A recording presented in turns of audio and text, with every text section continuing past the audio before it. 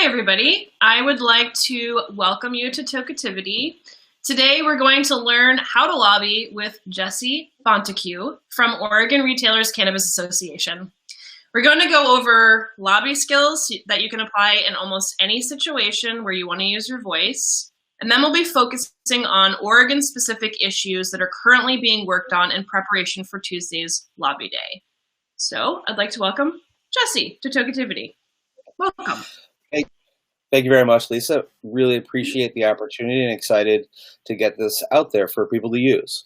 As you mentioned, this training is designed in general for people who are trying to lobby politicians, whether at the local, state, or national level.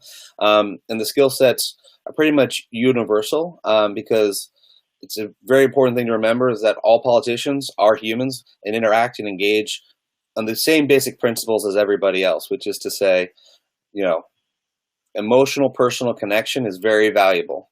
And a lot of this is just providing information for how to really effectively communicate your message and engage them appropriately and effectively to make progress. So with that, I'm going to start with some overview of why we lobby, why it's effective, and then move into some of the specific tactics and techniques. So one of the things is when you are, the reason you're lobbying is you have a goal. And you are trying in general to find a champion for your issue. In the lobby guide that we have up on the screen and is available, is that the success of your legislative or political goals is by and large determined by the quality of advocacy of legislators and their staff. In other words, basically, how much energy and resources are the staff and legislators willing to spend on behalf of your issue? The corollary or counterpoint to that is how much is someone else or another legislator willing to spend against you? So generally speaking, we have two main goals. One, identify your champion and give them all the resources they need to be successful. And B, neutralize or weaken an opponent. That being said, next point, why do we lobby? Legislators are incredibly busy almost all the time and have very limited resources. And so those resources are very valuable to them. And what you're doing is going in and helping them realize that you're raising the value of your issue to them, making them see that your issue deserves their resources, their care and consideration and attention. In Oregon, we only have a legislative session, a full one, every other year. So lobbying is also especially important for us when we have what we call a long session here, which is 6 months long, because it won't be for another year really, or another 2 years before you get to go back and work on other legislative priorities again. And in general, when I say they're busy, for Oregon legislators, they're writing a $75 billion budget covering 120 agencies in the state. They're dealing with about 3,800 to 4,000 legislative bills, again, in 6 months. And then also dealing with all of the thousands of other citizens, interest groups, lobbyists, that care about those 4,000 bills and are asking them for their time and attention and energy as well. So the main goal is you need to lobby because you got to break through all of that other noise to make sure your issue rises to the top. Legislative, sorry, I'm going to fix my screen.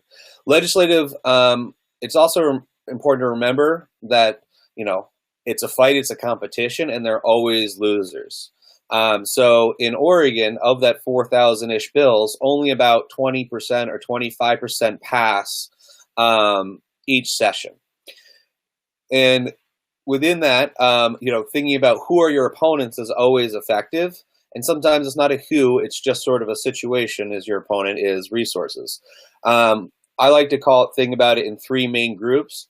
You have legislative opposition, which is, to say in the Capitol opposition from actual legislators. So it could be because they don't agree with you on principle or morals, like they oppose your issue, they think you're wrong.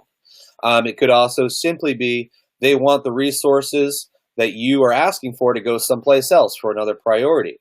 Or it could be they support you, but they just don't support you enough to expend their own resources. And so that's sort of like the energy, the opposition you generally get from inside the building, from legislators there. But then there's also the people, what I like to think of outside the building, are those other organizations, businesses, or people that simply oppose you for their own reasons. It could be because you're a threat to their industry. So for cannabis, it could be alcohol producers or big pharma. Or it could be other organizations that want your time and want the time and resources that you're asking for, and so they want their money for their issue, and so therefore they don't want to go to you. The other one is just a resource issue. This is not about people or morality. It's simply about have you made the argument for your issue being important enough for people to spend resources fighting for you in the very short time frame that they have. So, and this is one of the most frustrating ones, because often pieces of legislation will fail not because a legislator doesn't support it or wouldn't vote for it if it got the opportunity for a vote, but simply because in the limited time that they have and the limited resources that they have, they're not willing to spend that on your issue. That's the hardest ones to handle, because they agree with you, but just not enough, and it's sad. Then this is an important kind of corollary for the strategy of dealing with all of this. Your key goal is to make sure the right staff and legislators care enough about your priorities that they're willing to spend their resources on them. And that's really what all of the rest of this is designed around, is to try and give you the skill set to accomplish that goal. And then finally, it's really important to remember that lobbying works. Here in America, almost every industry that has lobbyists. They have sometimes millions of dollars spent on lobbying. And they're not doing it because they're horrible at figuring out how to make money. They're doing it because they have done the calculations and see they get a return on their investment in lobbying. And so it works. And that means that you got to go out and do it. So with that,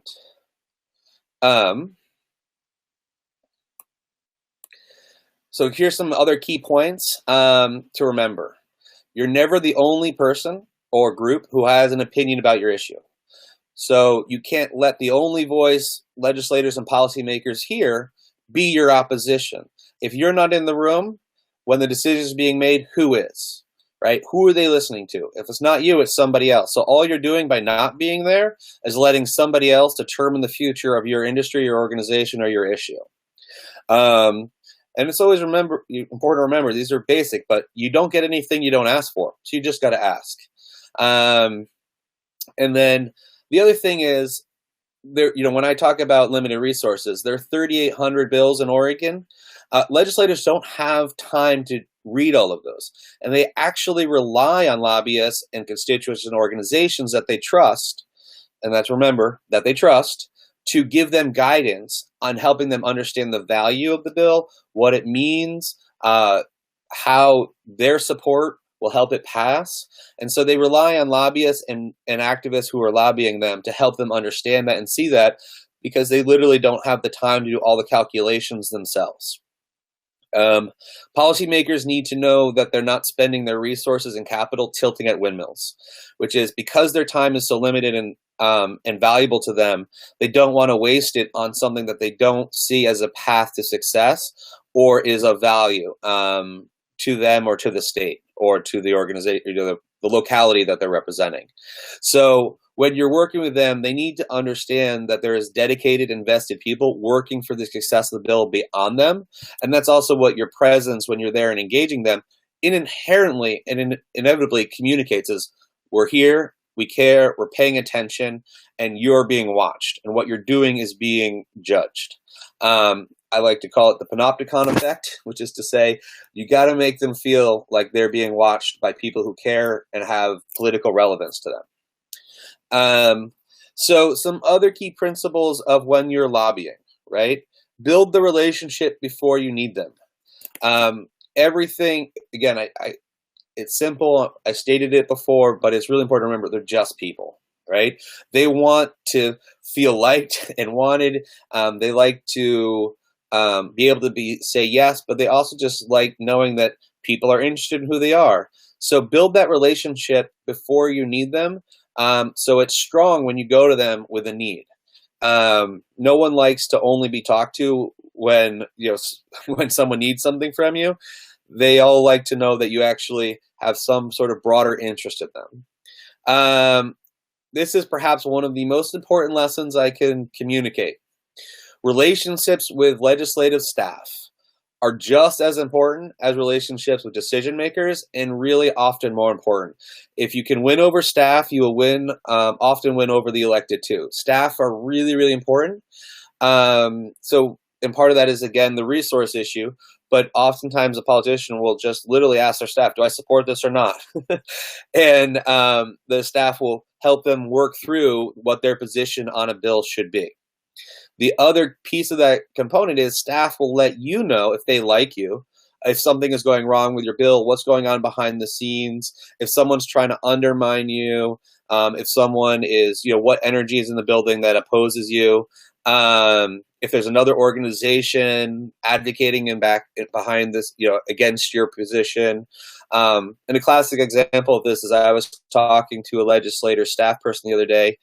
We were just having a really nice conversation about our bill priorities, and she slipped me a note because there were other staff around her that and she officially opposed what her boss was doing, and she didn't want the other people in the office to know. But she slipped me a note for a bill I needed to be tracking because it would have hurt our industry, right? And she goes, slipped it under the table and was like, pay attention to this, secretly, because she wanted me to have a heads up. So that's how staff can help you. So when you're working and lobbying, be really considerate and nice and caring to the staff, and never give them a hard time if you can avoid it. Which leads to my next point, and it's so simple, but follow the golden rule. Treat those you lobby as you want to be treated. For those who wish to be taken seriously by elected officials, it is so important to try and see things from their perspective and respect the challenges they face, even when you don't agree with them.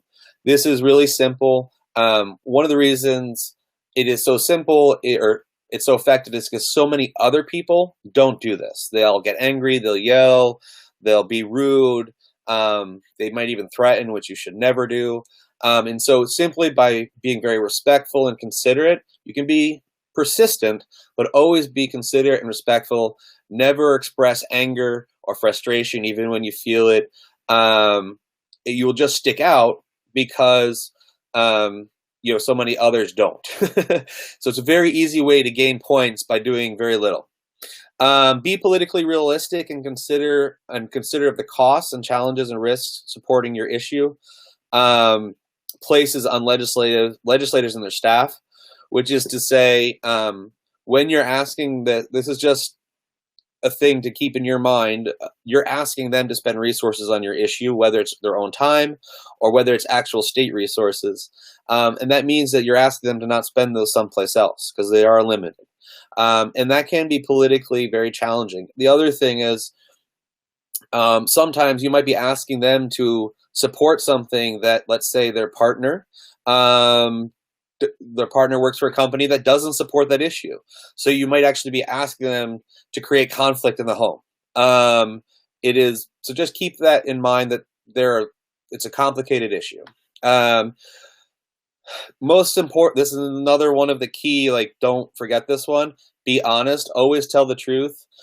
In fact, in Oregon, it's illegal to knowingly lie to a legislator when lobbying them.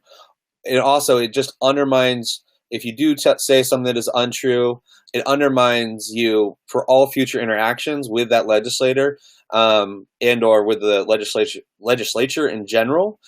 So always be honest, and if you don't know something, be honest about it. And there's a couple of key little guides I have here. There are easy ways to pivot back to points that you are comfortable in. So If someone asks you something you don't know, simply just say, I don't have the answer to that yet. However, I can get you an answer as soon as ASAP. But the reason I want your support is, right? In other words, it's just saying, look, I don't know everything. I don't know the answer to that. I'll try and get it for you. But the reason I care about the issue and the reason I'm here today is, and just pivot right back into your main point. And that's what you want to do. Know clearly what you want to accomplish and be certain about the central principle you're advancing and want from your legislator. So this is just sort of a key piece because you just want to, you often won't have a lot of time. Think about it like this. You might run into your legislator in an elevator. You have 30 seconds with them trapped with you alone in the elevator. What are you going to ask them for? So you always want to be able to ask quickly and clearly for what you want. If it's possible, know your opposition as well as you know your own position, because legislators will ask you lots of questions about your opposition, and it's good to be able to have some prepared responses if possible. Now, again, that's not super important, and it shouldn't stop you. If you don't know your opposition, that should not stop you from going and advocating and lobbying and trying to empower yourself. It's just a good thing if you can do it. But you can use the same tactic with 5 for 7. I don't know my opposition or why people do it, but this is why I'm here asking you for this. And just again, pivot right back to what your issue is and what you're asking for support. Bringing any supporting information or have any supporting information for your issue, have it ready ready and organized to share easily and quickly and efficiently. So one of the things, before I move on, I just want to address is some of the stuff I'm going to say today will be a little bit repetitive. The reason it's repetitive is because it's so important. And I repeat it so you hear it multiple times and you pick it up clearly. And that's the one thing you remember. So please forgive repetitiveness. I do it because I really want to pound those points in. And then the other thing is when you're lobbying and reaching out and talking to folks, please remember that a lot of it is there is a time constraint on you as well. I've talked about this multiple times, the resource limitation. That means you might only get 2 minutes to argue your case. So a lot of this is designed around being clear, concise, and short. And that is number 9. Be clear and concise in meetings in your documents. This is my go-to standard thing, not just for lobbying, but in general in life. When in doubt, remember KISS. Keep it simple, stupid. Don't let perfect be the enemy of done. Shoot for clarity and simplicity. 10. This is perhaps, again, one of the top 3 points I want you all to remember. Use personal stories to communicate the impact and importance of a piece of legislation or issue to voters.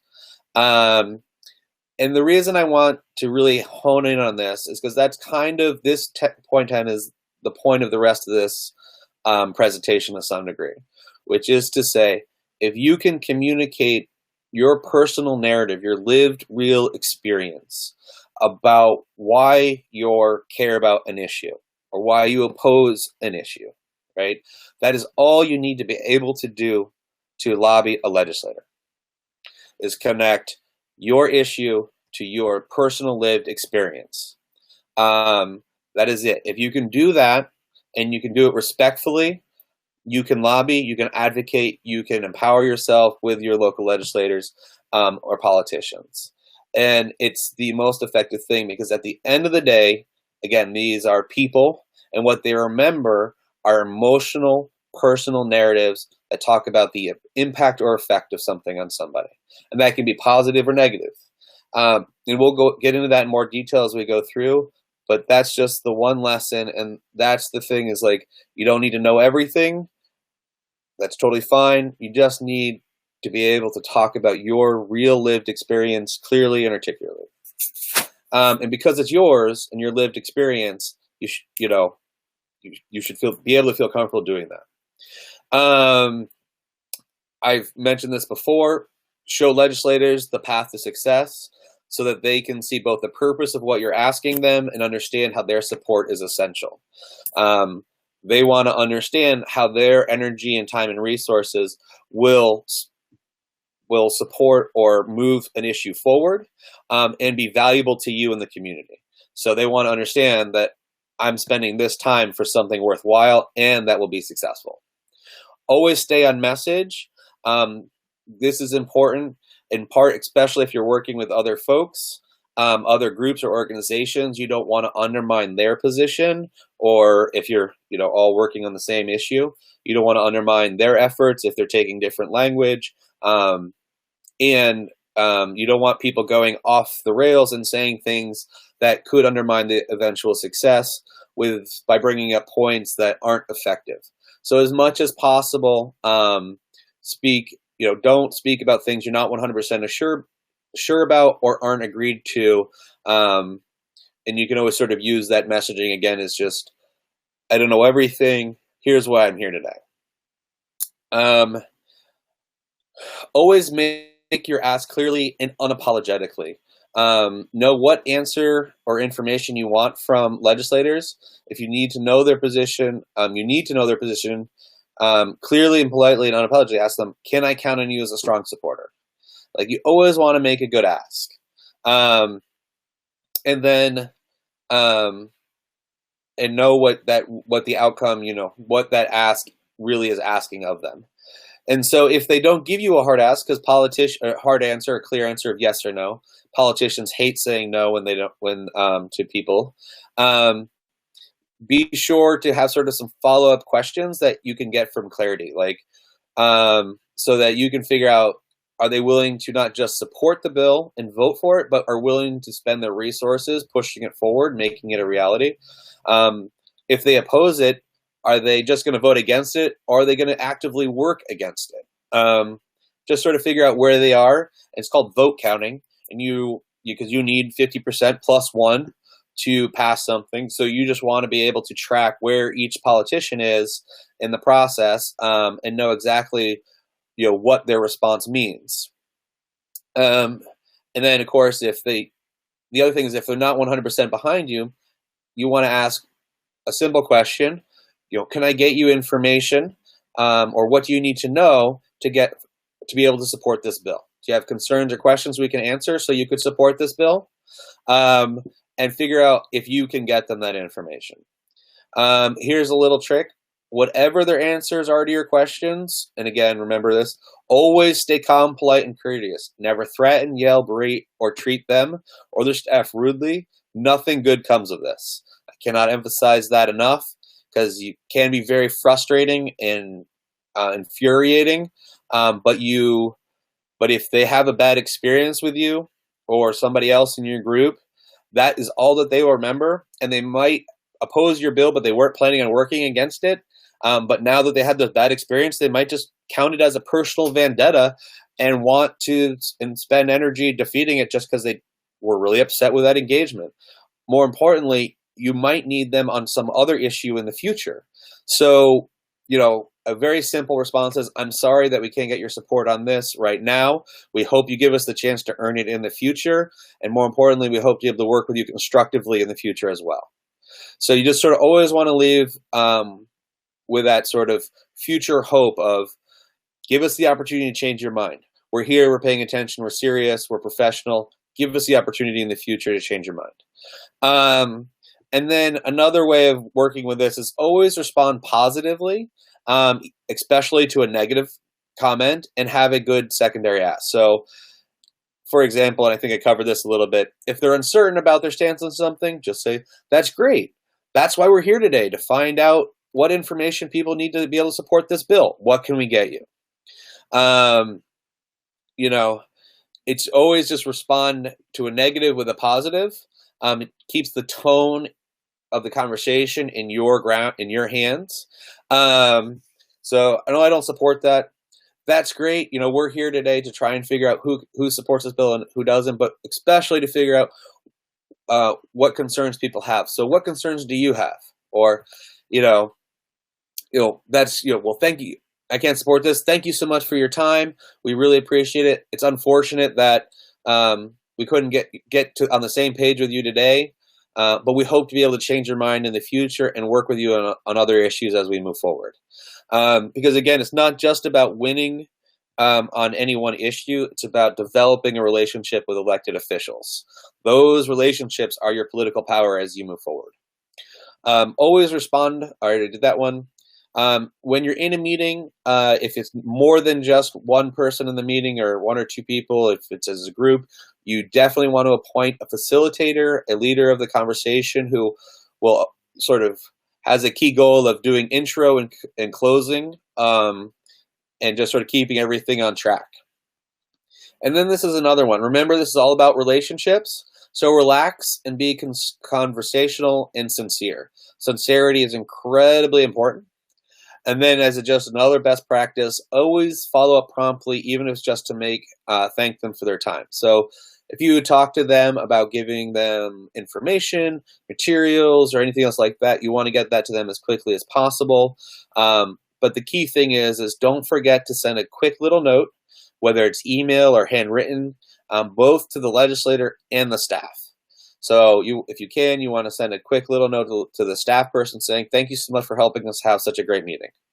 And it's just a really nice way of maintaining and developing that relationship.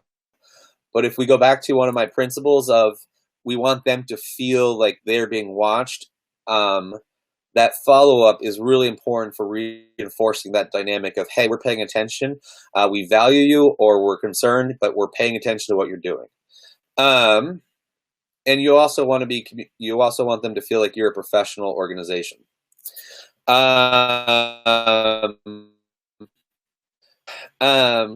This is just a little bit of a best practices roadmap for if you're having a meeting, which is to say you scheduled a meeting with the legislator or you've stopped by their office and managed to get one, and they're going to talk to you.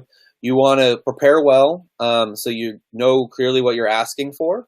And if you have an organized lobby day, you want to make sure that you picked your representatives of your issue carefully and you confirm their attendance. So you didn't say, oh, we're going to have 8 people and only one person shows up. It's good to define roles within a group. If you have a group of people meeting, you can say, I want you to hit this aspect because of what you bring to the table of our issue, and I want you to talk about that aspect because of what you bring to the table. And you don't have to do that. That's sort of like, if you can, it's a good thing to do. I think in general, it's important to remember everything you do is better than everything you don't do. And so don't let, again, being perfect be the enemy of reaching out and engaging people. At the end of the day, if you talk to a legislator, you were asked clearly for what you want, and you were able to leave them with a good impression of you and your issue, even if they don't support it, you've won. That winning the day is that they feel like someone is watching, like a considerate person is watching them and what they do and cares about the outcome of this. That is winning the day when you're lobbying. Prepare materials ahead of time, whether it's fact sheets or visuals, pictures, testimony, if appropriate. You just want to be on the ball. Always stand message, again, repetitive because it's important. And it's important to also research who you're meeting with so that you know where they're, if you can, before the meeting, figure out where they are, where they might be, looking at past voting record, what their district looks like. Are there lots of businesses in their district that care about your issue? Are there lots of people in their district that care about the issue you're advocating for? Do they have past support of similar bills or of the bill or issue you're working on? Because you don't want to go into somebody who's been a diehard civil rights champion for the last 50 years and be like, we need to know if you support civil rights. Like, you want to go in knowing who they are. It's a sign of respect to them, and they can be turned off if you don't know where they were on something in the past. Because that's just let's consider it. So generally speaking, if you set a meeting and you're about to have this meeting with the legislators, you just want to do a quick introduction of yourself and the organization. You want to start with an introduction, briefly explain who you are, who you represent, if you are a constituent, if you live in the district of the person you're talking to, you definitely want to start off with that in your very first sentence. I'm a constituent. And you also want to make sure that by the end of the meeting, they have contact information for everyone they're meeting with. You want to thank them for any support of your issue in the past or similar issues in the past. Quickly introduce them to the topic. And you want to, just like you're writing a college paper or high school paper or whatever, you want to start with your introductory paragraph with the, sort of the conclusion thesis, right? You want to start immediately with the ask, we're here to talk about Bill 998. Or whatever bill it is you're working on. Then quickly tell your story. Get into the story and explain the issue, why the issue is important to you, and what it means to your constituents. So reiterate the ask at the conclusion of your story. Then remember to respond politely to any follow-up questions. If they support you, ask how they can support you. I think I covered that already, but again, these are the I repeat it repetitive because they're important. And so this is the other thing, right? So you're going to get, generally 3 responses. I support you, I oppose, and I don't know.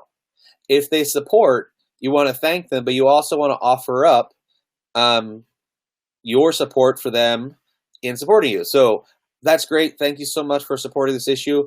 Is there anything we can get you to help you lobby and support this issue with your colleagues, right?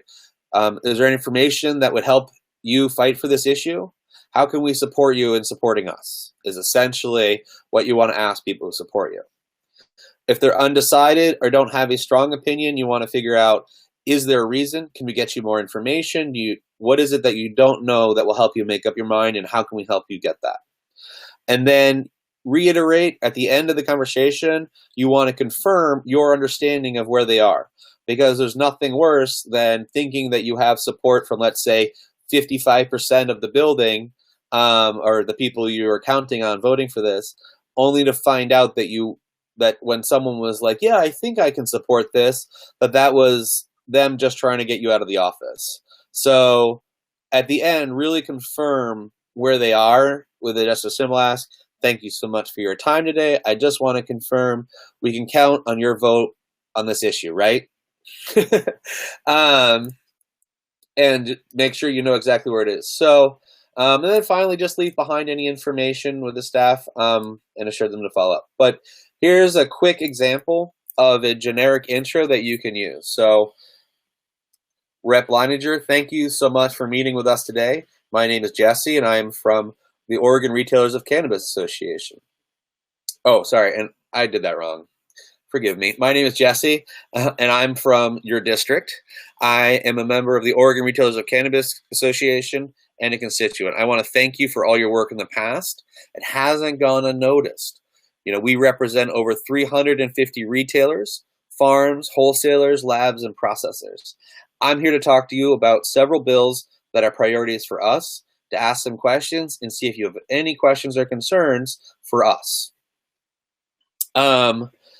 It's just really simple. There's language in the doc I'm using, and you can take that and craft it to your own needs. So we kind of go over a bit of all the outlining of lobbying. Of that, the things I really want you to remember is your personal narrative is essential. And if you can simply go in and talk to your representative, your elected politician or, a politician you're lobbying, and you can clearly ask for what you want, give them a personal narrative about why it's important to yourself and or the community, and leave them with a sense of that you're watching them and paying attention to what they do, you've won the day. So that is the most important thing for people to remember. Personal story, positive interaction, and leaving them feeling like someone's paying attention to what they're doing about this issue. You've won the day. So we've talked about all of that. Now we're kind of getting into that moment. You have 2 to 3 minutes maybe with the legislator to communicate your personal narrative that I've been talking about as being so important. So what makes a good personal narrative in that time frame that people remember? First off, I want to talk about data. People think that, oh, I have this study, oh, I have all this evidence, and that's what's going to matter. I can't tell you how many times I've gone and had data fights with other lobbyists and legislators, and it just doesn't mean anything. All that will do is feed into what a legislator or staff person wants to believe or already believes ahead of time. They will simply choose to believe whatever study or data point that is provided to them that fits with their existing perspective. They're not scientists, they're not researchers, and they don't have a lot of time. So the thought that they're going to read a 60-page academic research study on blah blah blah just isn't realistic. They'll read the abstract, maybe. That being said, what I have seen is multiple times is a legislator on the floor reiterating a story that they heard from somebody in their district, a constituent, about how something was affecting them. And that is the thing that moved them, not the data, but that personal narrative. It really is effective. It changes lives. And it is the most effective tool you have. So we're going to talk a little bit about how to do that now, how to create that personal story or narrative so it's effective, and that they'll repeat it and use it on the floor of the Capitol when they're voting for the bill. So first thing,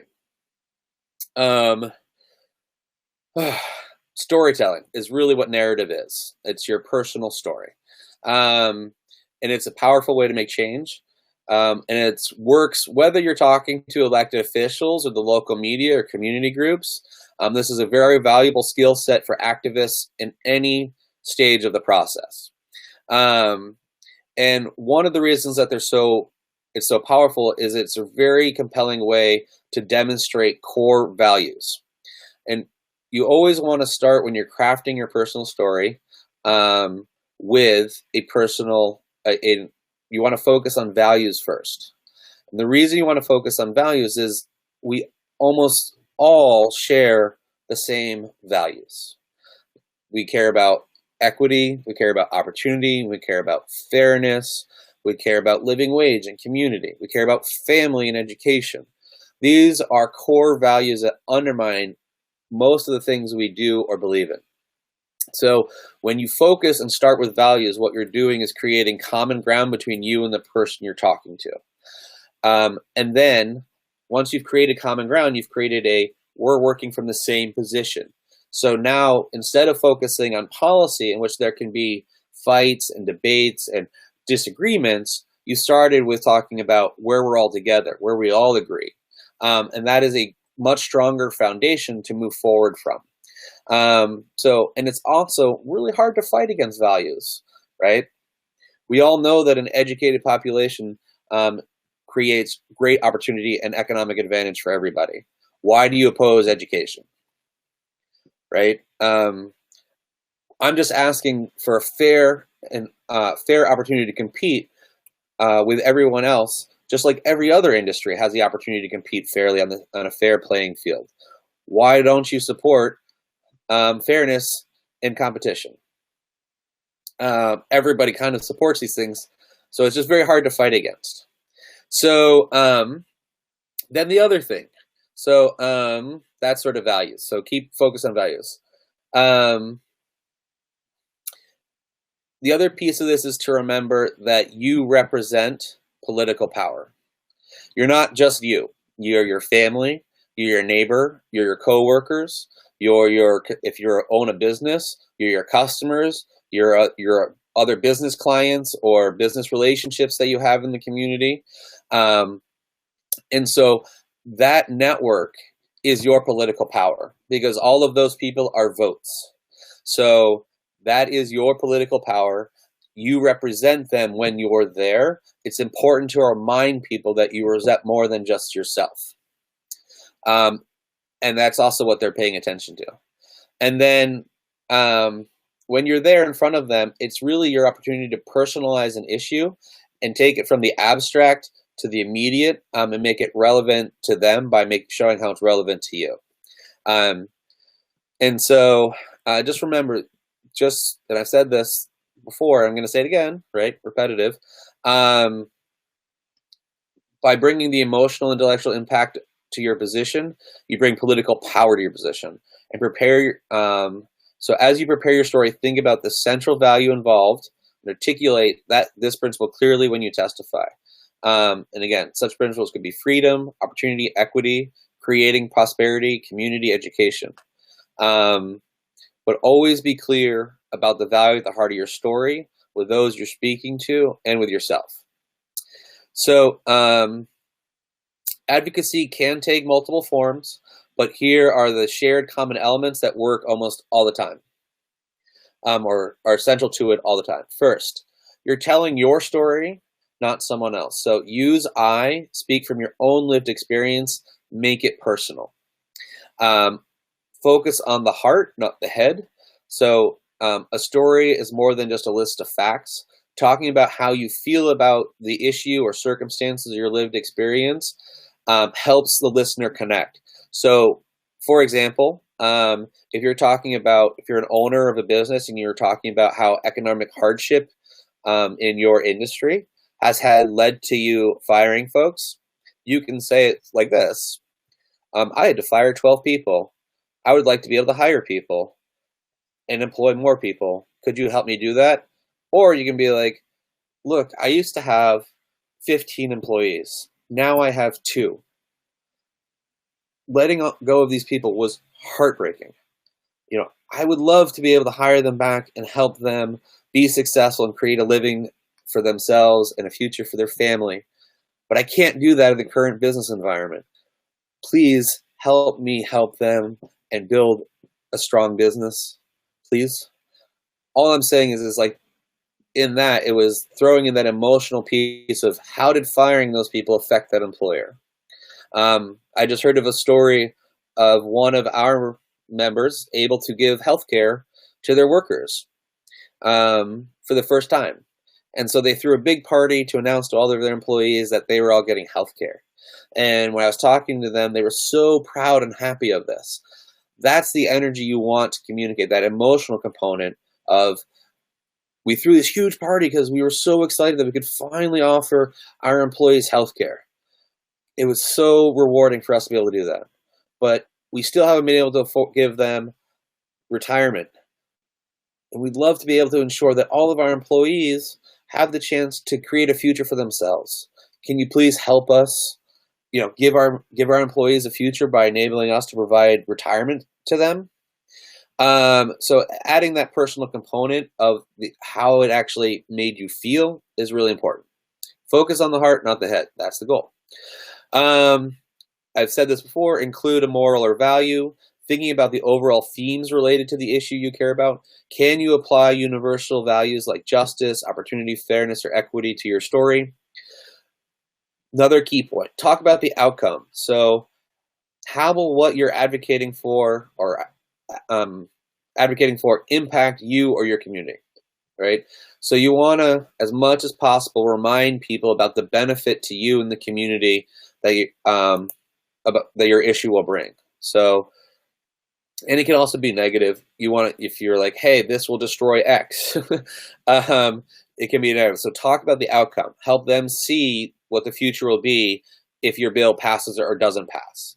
And just talk about, again, like real lived experience. So simply, hey, if this passes, I'll be able to hire 15 more people. That's 15 more families with a living wage job. How can we, so that's why we're here asking you for your support. And then, of course, always make your ask and make it clearly. Okay, so next there's different ways to tell a narrative or this personal story. There's generally 3 ways of thinking about it, and these are just helpful guiding points to help you see. So turning point narrative or story is very simply, and this is kind of my personal story that I use how I got into politics. But a turning point is at the very basic. I used to think X, then I experienced Y, which made me change changed my perspective, and now I see how Z is true. So, for example, sounds like this. For a long time, climate change wasn't an issue I really cared about. I had other priorities that were more important to me. But then I had a baby, and I realized that all the scary effects of climate change that seem so far off will happen in this lifetime. Now I see that action on climate change can't wait. I want to leave the planet in good shape for my children and my neighbors' children. Will you act to support this issue? So that's a very basic turning point. It's very effective in part because it's an arc, and what you're telling when you're using the turning point narrative, what you're doing is literally taking the politician on your arc, your narrative story of change, and that can be very helpful in changing people's minds. And there's social science studies done on this, and they found that a turning point narrative is one of the most effective ways to change people's minds. Moral value. So moral value is simply focusing on a shared core moral value underneath and just digging in on it and making it relevant, and then challenging them to live up to their values or morals. So basic moral value story sounds like, as a Quaker, I believe that every person has potential and the right to live with dignity. For me, economic justice is about more than policy. It's about ensuring that everyone has an equal opportunity to fulfill their potential, no matter what circumstances they're coming from. How do your beliefs or ideals lead you to act on this issue? And so again, it's just digging in and reiterating and focusing on shared common values and directing it towards an issue. Then personal impact. This is probably, for me, the second most valuable way of doing a personal narrative, and it's simply focusing on how an issue will affect you and or change your life. So, recently I traveled, so as personal impact story sounds like. Recently I traveled to the former East Prussian city from where my family and my friend and her family escaped at the end of World War II. Families are living in buildings that have yet to be restored on streets that are still impassable. Seeing firsthand the devastation of war 7 years later and hearing that nearly every family over there has a traumatic war stories to tell was my wake-up call. I knew I had to come to my own country and work for peace. Will you support atrocity prevention? You're just talking about how something is directly impacting folks, and then asking for a solution to that. So within cannabis, especially for cannabis businesses or around social justice issues relating to it, look, we're asking for you to expunge all the records of people who are convicted of cannabis crimes before legalization, because walking around with a criminal conviction in America dramatically hinders your ability to create a life for yourself in your future. I have friends and family who have been rejected from jobs, rejected from college, unable to find housing, and that just has made it hard for them to fully function and participate in our economy and build a family for themselves. All we're asking is that you help make their lives a little better and just do the right thing by enabling them, by expunging their criminal records for things that are no longer crimes. Can we count on you to support this? So the personal impact is really powerful, and is the one that I encourage people to use most often, followed by the turning point story. So here's a basic example of a quick.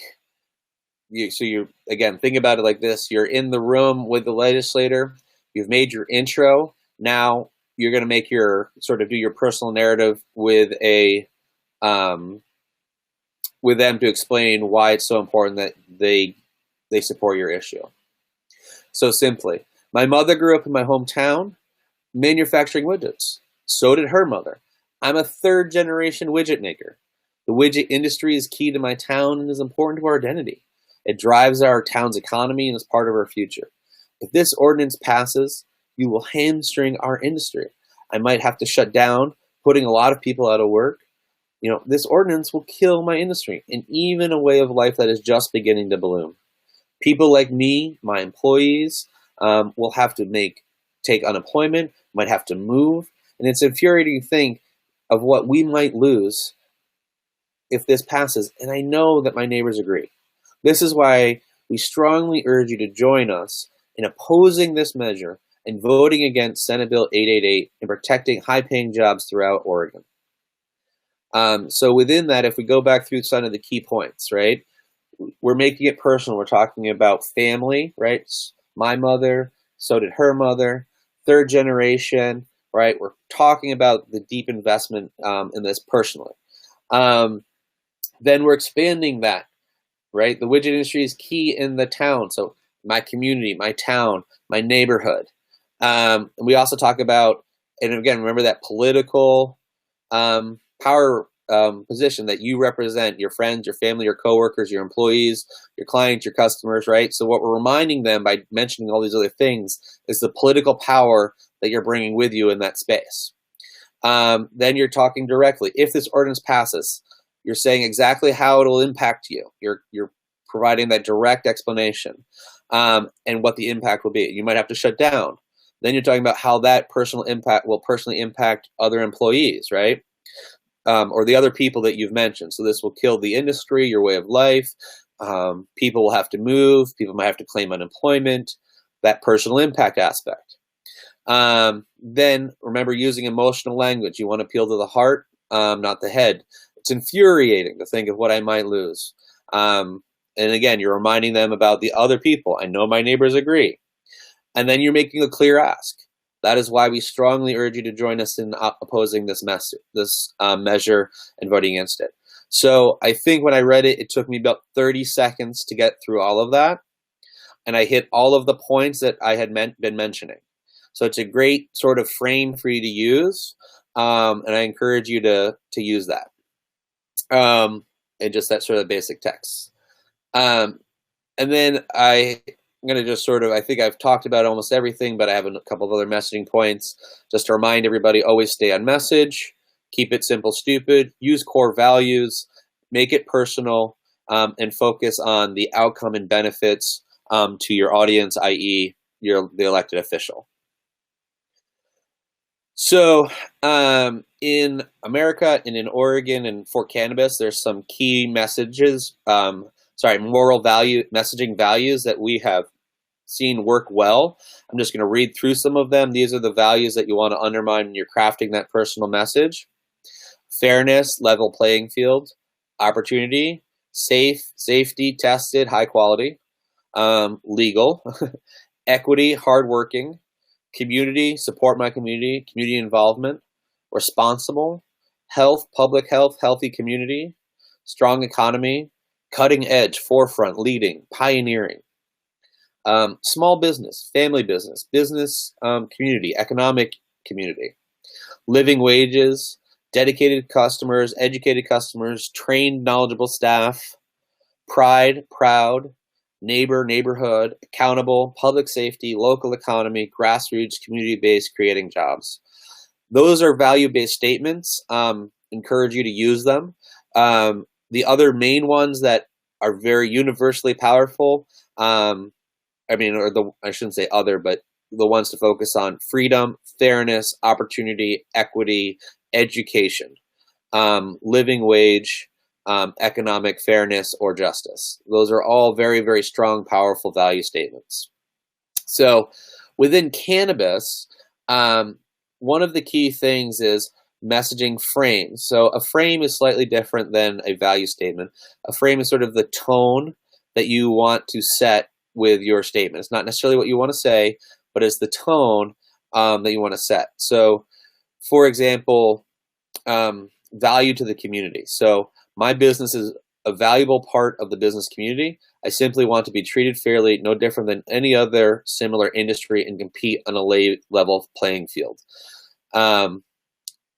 Many people and businesses are affected by the success or failure of my business. Those basically what the frame you're giving is, my business is a contributing member to the economy in my community and represents and affects lots of people. That's the frame. So how this sounds in a meeting or in actual use languages, for example, is My business has employees, investors, clients, bills, debts, taxes, and responsibilities, just like every other business. All that we're asking for is that we're treated fairly and have the same opportunity to succeed as everyone else. That is why I'm asking you to do X. I'm a valuable part of my community and invested in the well-being and health of my neighbors in town, right? That's your second frame. That is very effective for cannabis, right? What you're saying is, I'm a valuable business member, I'm a valuable community member, I'm contributing to the well-being of my community. How this sounds when you're talking to someone, right? My community is important to me. My customers are important to me. My neighbors are important to me. Sensible, evidence-based regulations can ensure that cannabis is safe, legal, and taxed, and create an environment where businesses can thrive and create more jobs and more tax revenues for things like school that we all need. Some other ones, we are leading the way. This is so another frame. Your next frame is for pioneering, leading the way. So we are leading the way in a rapidly growing industry. Our success could mean billions of dollars in economic activity in the future. Smart policy and regulations are essential to us maintaining our position in the future. How that kind of sounds in a narrative story format. Again, we are pioneers of a new industry that is rapidly expanding nationally and one day could represent tens of billions of dollars in economic activity to Oregon. We need our policies and regulations to be as cutting edge as our industry. That is why I am so committed to making sure Oregon has the effective, sensible, evidence-based policies that ensure the health and safety of Oregon while enabling our business to thrive. And then fourth frame, for cannabis, the voters of the state of Oregon voted overwhelmingly to tax, regulate, and legalize this product, and to treat it like other legal products. We need fair regulations that are similar to those of other industries, many of which pose much greater public health threats to our community. So how that sounds in narrative format, in story format, we're a much larger percentage of our revenue in federal taxes because of Section 280E, the IRS code, prohibiting business deductions. My business should pay its fair share at an equitable rate like any other, but we can't be seen as a cash cow and taxed out of existence because it's new. That's very specific to cannabis in America. So I think I covered how to do your narrative. So after you do your narrative, it's intro, narrative, ask is the basic format again. The final thing is making the good ask. And this is kind of important. When you are, not kind of important, it's very important. When you are lobbying, remember you are a salesperson. You are simply lobbying an elected official to getting them to buy your issue or idea, right? That's really what you're doing, is you're selling them on the value of your issue or idea. That's the main thing. So you need to get them to buy, and just like a salesman, who is going in, you need to know clearly what you want to accomplish and what type of support you need from the legislator to accomplish that goal. I've covered this before, but when I say what type of support, are you asking them for their vote? Are you asking them to stay neutral? Are you asking them to carry the issue and fight and vociferously defend it and support it, to spend their capital and resources on it? And just so know what you're asking for. Ask for substantive action when appropriate. So don't be afraid to ask for more than their vote if that is what you need. They are professionals, they're adults, they can always say no, it's on them to do it. Asking for a substantive contribution or action is a sign of respect. It shows that you consider them to have value and clout. Additionally, it can help you gauge just how much they support your issue. After all, having someone's vote only matters if a measure lasts long enough to get voted on. So that being said, be reasonable and respectful. You don't want to ask everybody for everything. Be realistic, and don't ask them to carry too much water. It can make you look weak and the issue too cumbersome for them to take on and still meet their other responsibilities. So it's a little bit of a balancing act, but I would say don't be afraid. When my guiding principle in this is not if you make a mistake. If you make a mistake so bad you can't correct it. So we all make mistakes all the time. People are forgiving, especially when you're respectful and kind and appreciative of them. So, but just try and keep in the back of your mind a balance. It's a little bit of a balancing act. You want to ask for everything you need, but you also don't want to ask for too much from too many people. Make it individual. Remember this. So while it's about making it personal for you, and when you're telling your narrative, when you're making your ask, you want to make it individual to them about how their specific support, their time, their effort will contribute and are valuable to the success of your issue, right? So what you're saying is, by making individual about, like, look, with your support on this committee, we know that we'll get it out of the committee and we'll get it to the floor. So you're showing them that you're paying attention to them, that you recognize that their support and their action is valuable to you and to the success of this, and therefore when election comes down, you will remember that and paying attention and be supportive of them. You can't say that explicitly. What you're doing is saying that by making it individual, right? So again, how will their specific support, time, and effort contribute and be valuable to the success of your issue? Again, remember, make it personal. Use the I statements. You want to ask, when you're asking, like, do it for you, with us, support their community, support our community. Use the I, your, you, my, neighborhood, those types of languages to make it personal. And then always be clear, concise, and unapologetic. And the unapologetic thing is very, very important. When you're lobbying, remember this: you're not asking anything from anybody. What you're doing is giving them the opportunity to help make their community and their state better, right? You're giving them the opportunity to contribute, to do what they were elected to do, to make the world better for their constituents. So don't ever feel like you're imposing on them. Always feel like you're giving them an opportunity to actually do their jobs. So with that, don't use qualifiers like would, should, might to soften the ask. Simply say, can we count on you for your support? Or whatever it is that you want them to do. Can we count on your opposition? Can we count on you to help us kill this bill? Once you make the ask, close with silence. So silence is uncomfortable for a lot of people. Let it be. That is what is pushing them to support you. It is your tool. Let the silence sit there. Also, you don't know what the silence means. They could simply just be thinking about if they can support the bill, and they're running through the calculation in their head. And they're human, and so everybody will simply do the easiest thing possible. So if you're sitting there in silence and they're thinking and you're looking at it and you get that little bit of insecurity or fear that they might be getting ready to say no and just not knowing how to say it yet, when really what they're doing is thinking about how to say yes. And if in that moment you say, well, I mean, you don't need an answer today, you could get back to us tomorrow, they'll say, yeah, that's what I'm going to do. I'll get back to you tomorrow. Because that gives them the ability to stop thinking and wasting that mental energy. So, but you don't know that just didn't stop them from seeing that yes right then and there. So, and you don't know what they're going to do. Maybe they're going to stop thinking about it and just tell their staff, hey, tell those folks no. So don't interrupt the silence. Let it close for you. My kind of line from when I was a salesman once upon a time was, whoever talks first loses after you make the ask. And then if they tell you, if they're undecided or don't strongly support you, feel free to ask those clarifying questions. And to do that is one of the things, and this is executive level. Again, this is best practice, not required practice, but identify areas. If someone doesn't fully support you, what you want to do is you want to identify areas of agreement and or support, right? So you want to isolate the things that are where they agree with you, and then you want to isolate the issues that they have with your or the questions or concerns they have about the thing you're fighting for.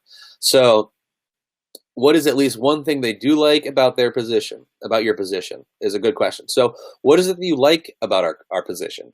Again, what you're doing is building common ground and seeing where they are on your issue, if they really are just trying not to say no to you, or if they've really thought about it and have legitimate concerns. So the first step is, what is at least one thing you do like about us, or what is it that you like about what we've presented with you or about our issue? Or what do you agree with us on about the importance of this issue? Then you want to isolate their objection. What concerns do they have? So, again, just like, so what is it that is concerning you about the issue once you've established what they like? What is it about what concerns you about the issue? What are you worried about? Why don't you think this is a valuable thing that should pass? Listen to them. Now, here is perhaps the most important piece of this, right? Once they explain to you or give you a reason for why they don't think they can support your issue, confirm that if you address that concern, you could get their support. And the reason that this is important is because if you can isolate and then confirm their opposite, like isolate their concern and then confirm that if you addressed it, you would get their support, is because that means that they're movable on your issue, right? So classic. So if we address that, if we showed you evidence that is not that is not a valid concern, we would have your support, right? That's the key moment where they have to double down. They either have to say, yes, I'm movable, or they have to reveal that they're just never going to move, and they just don't like your issue. They just don't support you, and they're just trying to say that nicely. So by isolating the issue and then confirming that if you addressed it, they would change their mind, what you're really doing is getting them to reveal really what they think about the issue. Now, if you isolate it and then you confirm that they would change their mind, then you also know what you need to do to be able to get them to support you. And that gives you your task for when you leave the meeting.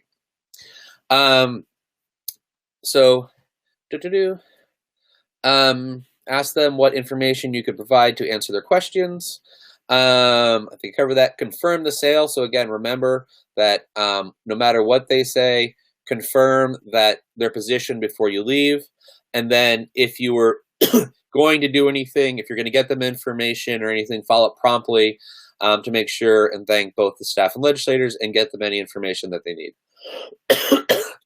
The other thing is about following up. Remember, this is all about relationships. If in that moment you didn't have the opportunity to bring up everything that you wanted to, or you felt like something was unsaid, that follow-up is also a great opportunity to provide more clarity or more information and do it. But a quick example of an effective ask. Your no vote in committee would send a sign to the other members that this bill has no chance. Can we count on you to vote to join us in opposing this measure and a vote against Senate Bill 888, right? Your no vote in committee would send a sign to other members that this bill has no chance. What you're doing there is explaining to them how their action will directly help the success and passage, or in this case, stoppage of a bill, the success of your issue, I should say. Then you make the clear ask, right? Can we count on you to join us? And again, you're making it personal. Join us in opposing this measure and vote against Senate Bill 888. So that's a quick example of a no vote. So in Oregon, and this is something that is probably true in many, many, many other states, things you can't do or say. You cannot talk about campaign contributions. You cannot threaten to primary somebody or oppose somebody in your election. You can't do anything that would indicate an exchange, right? You can't say, if you do X, I will do Y for you in relation to your political or financial well-being. You cannot do that. So the specific language in Oregon, attempting to influence the vote of a legislator with the promise of giving financial support to a legislator's candidacy or the threat of financing opposition to a legislator's candidacy is illegal. The other thing that is illegal in Oregon, knowingly or willfully making false statements or misrepresentation to a legislator or executive official. Not only is it illegal, can dramatically undermine you in their eyes, dramatically undermine your issue in their eyes, and that can be a lasting impact for you for years to come. So those are two important things. There's lots of others, but those are two things that people sometimes want to do and really shouldn't. So with that, that's sort of lobbying in general. It was a lot, but the key thing is just to remember that what you want to do is everything you do is better than everything you don't do. Focus on values. Don't be afraid of knowing everything. Do try and tell a compelling personal narrative that directly connects your lived experience with the issue you're advocating for. 3, leave them with a good impression of yourself and the issue you're representing. Make them feel like you're paying attention to them, that you're professional, and that you're engaged, i.e. that you're watching them and care about what they do, care about whether they support you or oppose you. And again, you don't have to do that with threats, because you can't.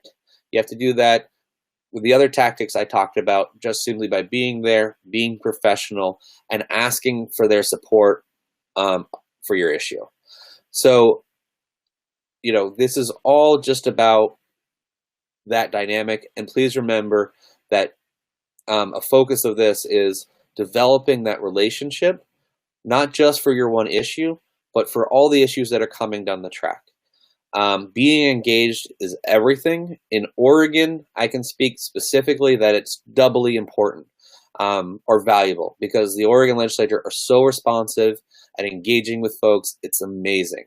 That all being said, that was sort of the general overview of Oregon and lobbying in general. These are all skill sets that will work, whether you're lobbying your congressperson in Washington, D.C., or your local politician, in your city or town or county. And often these are also good when you're talking to the media, keeping it concise, talking about value statements, because the same principles that work on on legislators and politicians work on your neighbors and other businesses and everybody else that you sometimes need support from. So just remember that. The only other thing that I would like to remind people is, I mentioned earlier opposition that was outside of the building. So political opposition, other groups and organizations. It's important when you're looking at the dynamics that sometimes you don't need to lobby legislators. What you need to do is lobby other organizations. So an example of this is, for us, we are working on a bill about worker protections for off-hours cannabis use. So basically saying you can't fire somebody for smoking on Saturday when their job doesn't start until Monday. In other words, it's saying you can't fire somebody for failing a urinalysis test if they're not intoxicated in the workplace. There's lots of construction and other jobs that deal with heavy machinery, truck driving, construction, carpentry, airplanes, hospital workers that are concerned about and have legitimate concerns about intoxicated people in the workplace.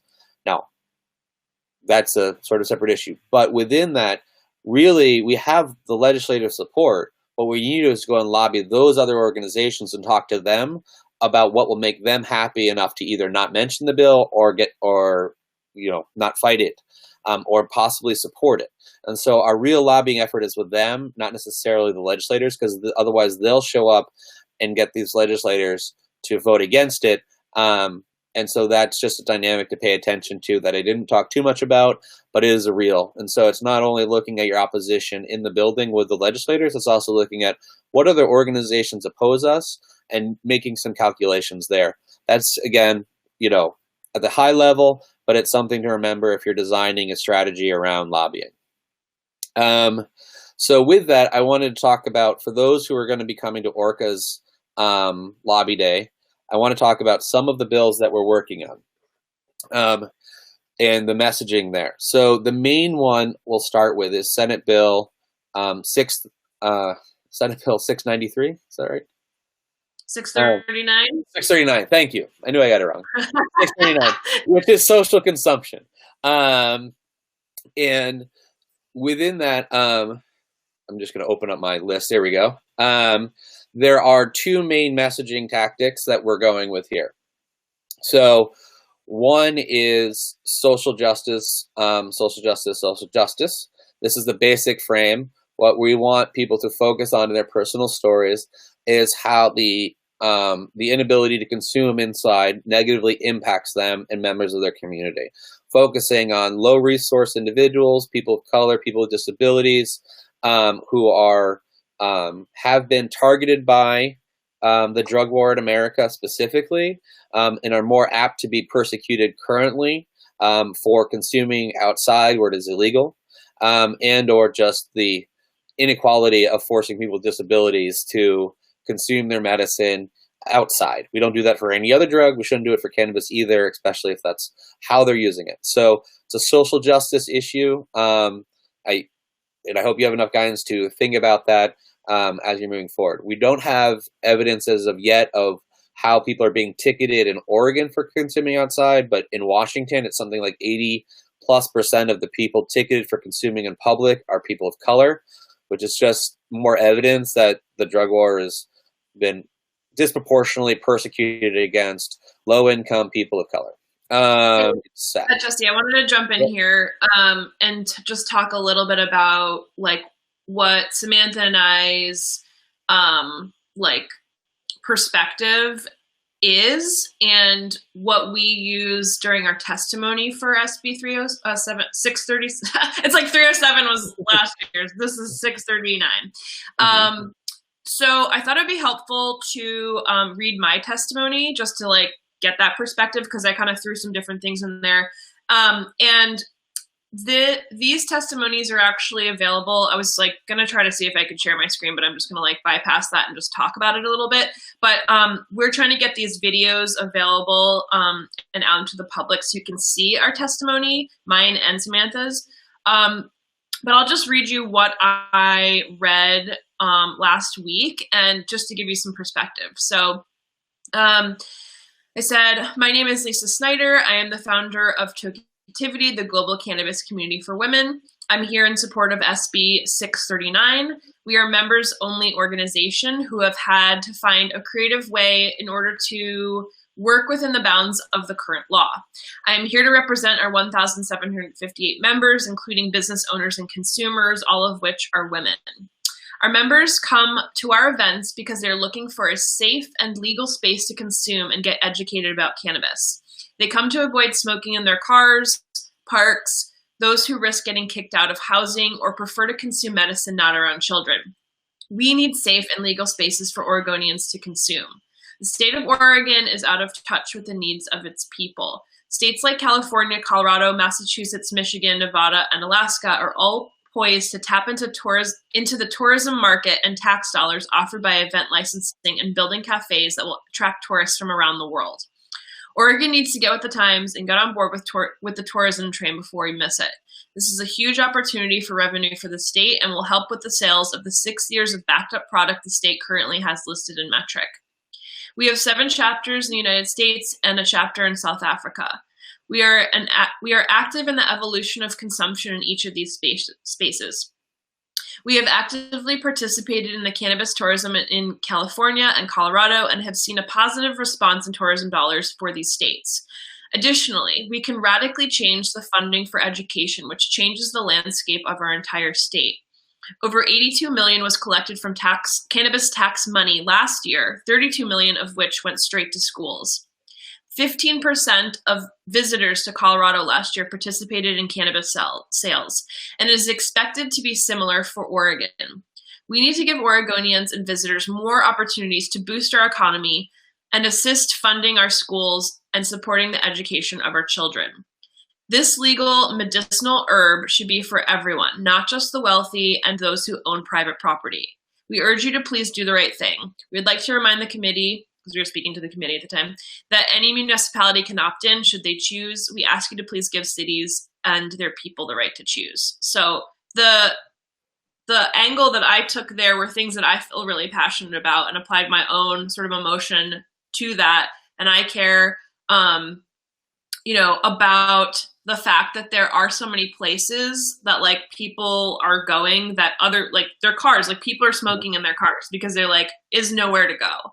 So if you don't want people smoking in their cars, you don't want to be in a park with your children where other people are consuming cannabis, and like you might want to care about this issue.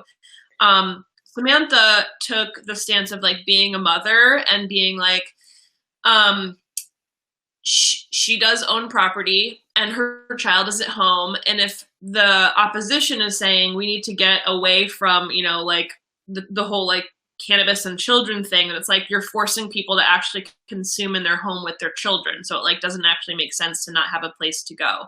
So you can watch both of our testimonies. We'll be posting them, and just to give you sort of like how we approached this like energetically. And I've never really done this before, so this is all new for me.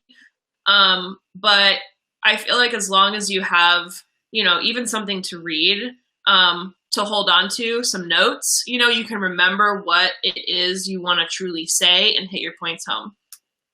I would say two things. A, that testimony was a perfect example of many, if not all, of the points I was trying to make throughout the presentation. So way to go. You know, you built in value statements. You talked about real impact on real people. You talked about the level of political influence you're bringing with you through mentioning the numbers of members you guys have and the number of people you engage. It was perfect. Absolutely. And I think the really important thing, and thank you for sharing that you did, you said at the end, was that this is what was important to you. And sincerity is really, really, really important. It just is a human piece of human nature. People can tell when we're being really sincere and when we're fudging many of the times. And sincerity is, you know, essential. So it can't be the only guiding thing, but as much as possible, make sure you're speaking from, and this is what I meant by saying your lived experience is talking in such a way as that you're sincerely communicating what matters to you.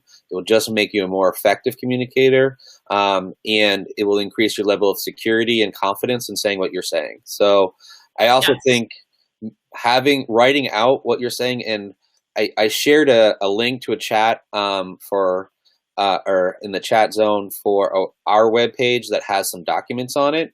And one of them is a testimony template or worksheet for you to provide and work out your own story and narrative using some of the things I talked about. You can have it in bullet points. You can have it a whole written out testimony. And it's for you to work and have that with you. I mean, one of the things about this is preparation is important. Telling a narrative isn't something we all intuitively do every day. And so working on it ahead of time is both valuable for yourself and for the issue. So do take the time to sit down and write out what you feel and work on it before you get there. And the other thing is you can have it in bullet points. It doesn't have to be a whole narrative. It can be bullet points that you really are touched by. And remember that while I was talking mostly about in-person engagement, that written testimony or a phone call or an email is valuable. It's not necessarily as effective as that one-on-one engagement, but it is absolutely an essential part of what we do with lobbying, and that it is really important after an engagement to often provide that written testimony. So I want to add that, like, if you can think about it, like, you know, what's better if you have a conversation like with a friend via email about an issue, or if you like talk in person? So like most likely you'll get across the bridge better because of all of the emotional information like that we as humans can sense from like eye contact, facial expressions, like the energy in the room, and that those things are really like so much more effective than, you know, sending an email. A phone call, you can hear the emotional information with tone of voice, but and that all of these are effective, but the most effective is in person. Absolutely. And the other thing about an email is you don't know if the person you're sending to actually reads it. So a staff person might read it, but did the legislator read it or the policymaker actually read it? Probably not. So if you have the conversation, you know you got your message to the right person. If you talk to them in person or on the phone, you know who is reading it, who is receiving it, and you just don't know that with email. And so, I want, again, I don't want people to do nothing. I want them to try and do everything they can to get themselves in a place to do direct contact with a legislator and staff. But if you can't do that for whatever reason, do something. And if that's an email, then that's an email. So do whatever it's you super can. Powerful to know that like you have the power in your hands and in your voice, and that when you do that, you feel amazing. Like after my testimony, which was the first one I ever did, I was like, oh my God, like I was directly in front of these people. They were listening to what we were saying. And that's what matters. You know, it's like I'm being able to use my voice for good, for the power of change. And that is really cool. Yeah. Lisa, since you were the audience, is there anything else that you think I should clarify or we'd like to go over about anything I said? I think it was very thorough. It was super, super thorough. I think that at this point, it would be good for the Oregon specific things for Tuesday. If you wanted to go over them, we just talked about SB 639, and we do encourage anybody who happens to be watching this training before this particular event on Tuesday, Lobby Day in Oregon, to, figure out what issues matter the most to you. We are really focusing a lot on the social consumption bill, because this is a really powerful time to use your voice for the thing that really matters to you. And I know a lot of the women who will be watching, consumption matters to them, and we can actually do a lot of powerful shit together. So excited about that. And to double down on that point, remember, it'll be 2 years before we'll be able to really pick up this issue again if we're not successful this time. So let's all put on our work boots and try and kick down the door and make sure this bill passes in the best possible format possible. So please, if you care, be engaged right now this year. It really matters. This is our opportunity. We won't have this window again for another 2 years. So with that, there is Senate Bill 582, which will enable Oregon to legally export cannabis as soon as we get some sort of indication from the federal government that it will be tolerated. So currently it says in Oregon statute that we cannot export. That means that even if there's some version of the Cole memo or something else like that in relation to interstate sales, we would not currently be able to participate because of our own statute. So we want to make sure that we fix that so that Oregon can export as soon as is legally possible. This is especially important to us here locally because we have a huge amount of extra cannabis because we have such amazing farms and the best growing environment in the world. And so with that, there's just a lot of stress on farms. Our key message around this is there's several kind of key points on this. Is one, Oregon does not have an oversupply problem. We have a market access problem. We have an oversupply because we are trapped by unreasonable federal laws into only selling to other Oregonians. If we could sell our product internationally and nationally, we would not be able to meet the demand and would have all other issues. So Oregon is not suffering from an oversupply issue. We're suffering from a lack of market access. Two, there are hundreds of millions, actually billions of dollars have been invested into building farms and the cannabis industry in Oregon. All of that is at risk if we do not do something on behalf of those to help get the product out of the state. Oregon is going to be one of the major suppliers of cannabis in this world as legalization is inevitable. The question is, are the people who are betting from that people in the state or people out of the state? Because we're going to be there. It's just a question of whether we're owned by the people who invested their own money, their family's money in this state, or the investors who were able to come in after the fact and buy up people for pennies on the dollar because they weren't able to be competitive. So this is an economic necessity for those who have built this industry in the state. Third, tax revenue. We are talking about the ability for Oregon to generate billions and billions of dollars, not only in sales, but also in tax revenue. Currently, the wholesale price in Germany is $5,000 a pound. If we did the math on the account we currently have extra, we're talking in $5 billion plus in revenue coming into Oregon, and all the tax money that would be on top of, would come from that. So we're talking about huge amounts of tax revenue if we can get this product out of the state. We're talking about huge amounts of revenue for citizens in this state. We're talking about changing the economic future of Oregon at a massive scale if we can move legalization forward and enable Oregon to export as soon as possible. So export, export, export. Senate Bill 420 is about automatic expunction. It's automatically clearing off people's records for past criminal convictions of cannabis that are no longer crimes. This bill essentially would take misdemeanors and wipe them clean and reschedule felonies as misdemeanors if that is currently how they're scheduled under the criminal code. There are some technical issues that might come up because of how criminal records were maintained. And so the governor is also open to looking at doing a massive pardon, but for that you have to have people apply. And we want to avoid people applying because we know that the drug war was waged against people of low income and low resources. Being involved in the judicial system simply increases the likelihood that they are still in that position or even worse off than before they were engaged with the judicial system, and therefore are least likely or have the least amount of means to participate in a complicated system or in a application system, or even to be able to be aware that there is an application process for cleaning out your criminal record. So to whatever degree possible, we want to be advocating for automatic actions instead of process actions. And currently what we have in Oregon is basically an application process that you have to apply for, generally costs between $600 and $800 in legal fees and other costs. And it's just a little bit complicated.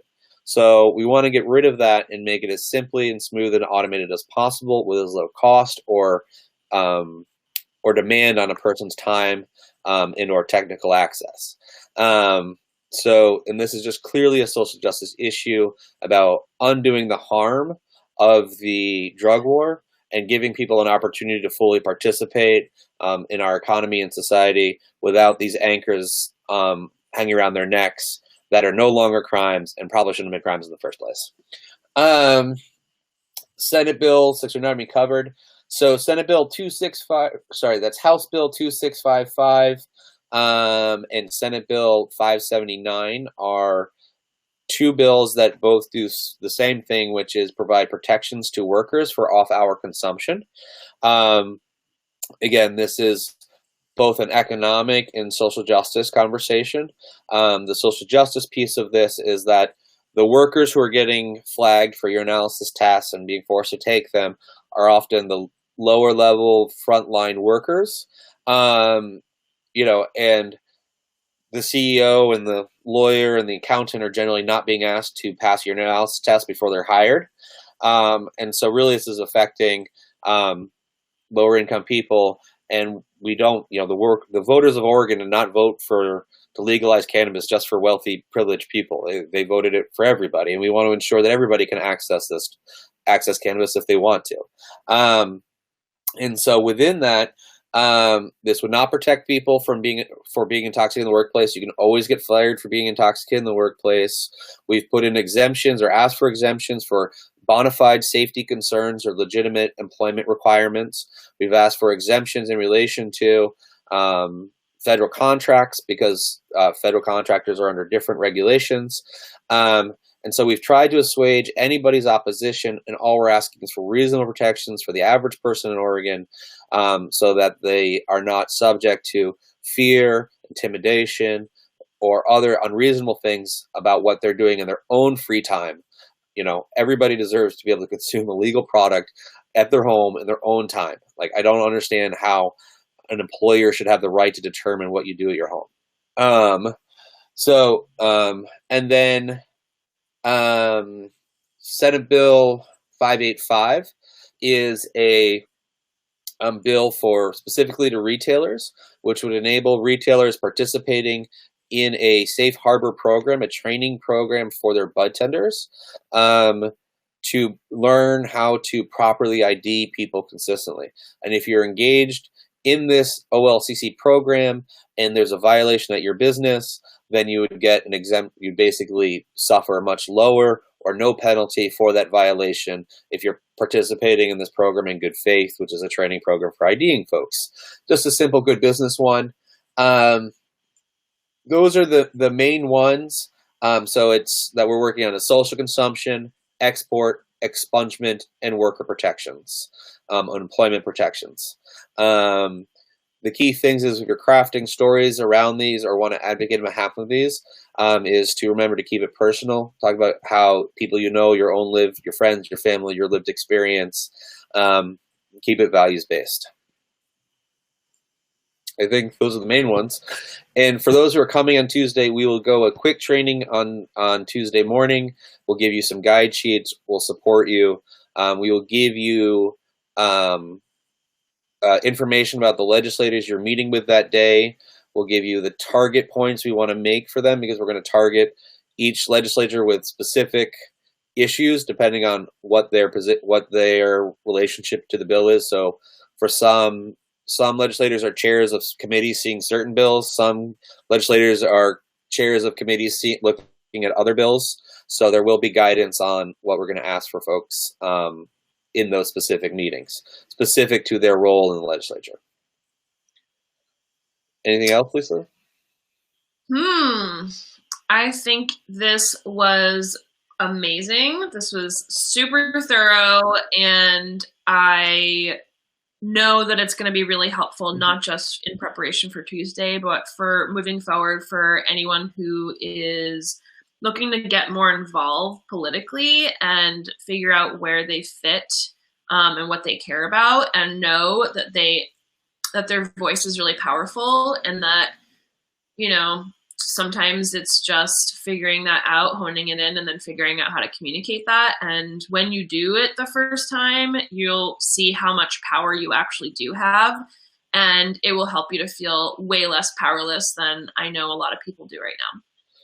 And just for everybody's, I thank you very much. I will say one thing that made me want to say is every time I go and talk to a legislator or testify before a hearing, despite having done it dozens, if not hundreds of times, I still get anxiety and have a little bit of it. And then as soon as I start talking and as soon as I am engaged with them, all of that disappears. And the thing that comes up is just how important the issue is. So don't let that little bit of anxiety get in the way, because I promise you it will not be as painful as you imagine. And you, as soon as you start doing it, you'll just fall into the flow, and it will work. So know that you're the anxiety part for a second, because I get anxiety every single time I talk, and I talk a lot. And I think that having notes is really helpful. And also, if you have access to CBD tincture that you can put under your tongue and 10 to 15 minutes before you're gonna speak to them, I think it's really helpful. And doing any kind of self-care you need to do, clearing your mind of other things, I think is really helpful. Not thinking about the random stuff you have going on at home or at work or whatever, just really kind of taking a deep breath and being I just want to say something. This is my moment to say it. And, try to just do your best. Absolutely. And I think just one of the things, yes, to the CBD. And the other great thing too is, and this is my personal tactic that I do, and I always try and make myself do, is before I go in and start talking, I step aside, close my eyes, and I do 5 deep breaths. Deep breathing is very productive. Getting that extra oxygen in actually changes some of the brain waves. It's very effective. So CBDs can be helpful. Giving yourself a moment to be successful by just having that calm Zenish moment of, and then just go, and it's right there. It will all flow out, and you'll do well. And I really, really want to encourage people to be engaged. It's everything, and it's not just about this. It's about whatever issue matters to you. Being engaged is essential. We live our politics every day, even if we don't talk about it. This has been so awesome, Jesse. Thank you so much. If you want to learn more about ORCA, you can go to their website, OregonCannabisRetailers.com. And if you wanted to check out the legislative priorities, We'll be putting that in the video link, or you can just, find it on their website. And thank you. And I just want to confirm, so everybody knows, that the Lobby Day training guide that I used is available in this video link as well, since I'm new to this amazing technology. Yeah, we'll put it in the video that we're going to be passing around. And yeah, thanks so much for everything you did today. Thank you, and have a good rest of your day. And everybody, thank you for joining or watching this video whenever you're watching it. Okay.